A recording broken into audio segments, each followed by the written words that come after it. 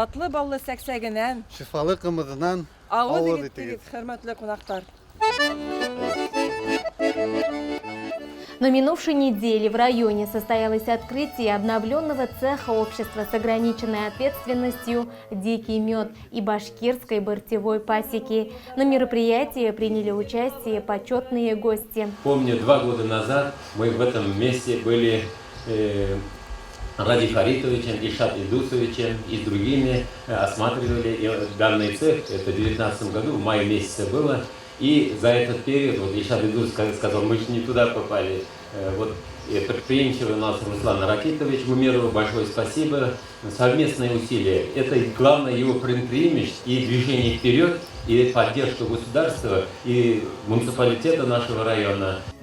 С продукцией компании, думаем, знакомы многие, ведь она представлена в различных продуктовых сетях по всей России, подтверждена сертификатами и проходит жесткий контроль качества, соответствующий ГОСТу. В этом году цех был реконструирован, приобретено новое оборудование, пристроены помещения. Основная деятельность организации – это производство и упаковка настоящего башкирского меда, собственных пасек, преимущественно липового, а также продукции из меда. Каждый год расширяется ассортимент, улучшается качество продукции, условия производства и фасовки. Славится и крем-мед, паста, произведенные этой компанией. То есть в мед добавляют различные ягоды, орехи, семена, травы. Все это они закупают у населения, тем самым давая подзаработать и своим сельчанам. Да, за последние годы, значит, у нас неплохо выстроены так называемая грантовая кампания, когда Минсельхоз России выделяет субъекту, то есть нам, гранты на стартапы, так начинающие фермы, стартап, семейные животноводческие фермы. В основном кандидатами и получателями гранта были сельхозпроизводители, фермеры. Они на эти деньги покупали скот, поголовье животных, технику. С этого года тренд на переработку. То есть конкурсы будут выиграть только те, кто перерабатывает эту продукцию. То есть это стартапы, это небольшие фермерские хозяйства, предприниматели, инициативные граждане, которые будут получать гранты на то, чтобы установить какое-то оборудование по переработке. Неважно какое, какая инициатива будет, мы будем поддерживать. Но самое главное — переработка. Сегодняшнее предприятие, которое мы видели, значит, он наш грантовик. Сначала организовали кооператив, купили на гранты оборудование по переработке. На сегодняшний день объединенный в кооператив включает несколько членов, которые тоже стали в прошлом году грантовиками. Объединившись, они построили достаточно, я бы сказал, даже средний уже бизнес по переработке меда. Не только переработке меда. Сегодня пошел тренд по агротуризму. Вот на сегодняшний сзади меня мы видим колотную пасеку, да, там сейчас вот Борти мы посмотрели. Здесь точка роста будет первое по агротуризму, второй в переработке сырья, получении продуктов питания, и уже самое главное, покупатель будет приходить вот именно к точке, к нашим предприятиям покупать. То есть ему не надо везти свои продукты за пределы своей территории.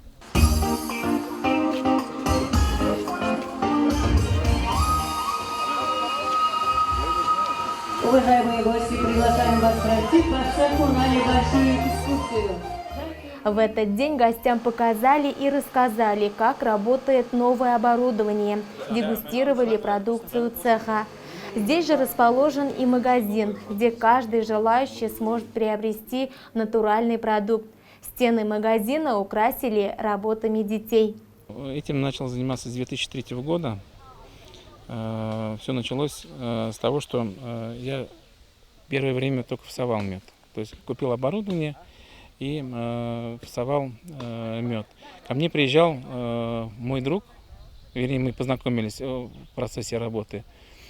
И меня поразило то, что он такое количество меда мне сдает. И я у него спросил, как ты это получаешь? Он говорит, если хочешь, давай я тебя научу. И я с ним уехал на Украину за пчелой, за Карпаткой. Привез 60 семей на легковой машине и в первый же год получил 3 тонны меда. И вот все больше расширял. Там, в следующий раз я уже привез 150 пчелосемей, на третий год уже 300 пчелосемей. И вот так как бы переросло. То есть зимой, основные продажи у нас идут зимой, а летом как бы затишье было в продажах. И вот это, чтобы заполнить время, я занялся пчеловодством. На туристической тропе, ведущей к Каповой пещере и Мурадымовскому ущелью, распахнула двери настоящая бортевая пасека, выполненная в традициях древнего башкирского бортничества с учетом современных технологий и знаний. На данный момент на пасеке 6 бортей и 50 колод, при создании которых учли некоторые тонкости, чтобы пчелосемьи прижились в них. Бортевая пасека создана также с целью привлечения туристов. Наша бортевая пасека расположена в очень живописном месте. Это национальный парк, это Мурадымовское ущелье.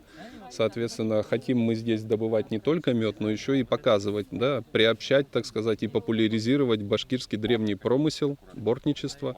Вот. Мед у нас самый лучший в мире. И добыча его славится Башкирия уже спокон веков, как говорится. Да. Сюда мы собираемся приглашать туристов, которые едут в Мурадымовское ущелье, которые едут в Каповую пещеру, поставим указатели на тропе туристической и будем их сюда направлять, будем погружать их в процесс сбора меда, давать дегустации, проводить здесь какие-то активности введем. Если вы видите, тут местность довольно-таки пересеченная, горы есть, леса. То есть будем организовывать какие-то площадки для активного времяпрепровождения туристов.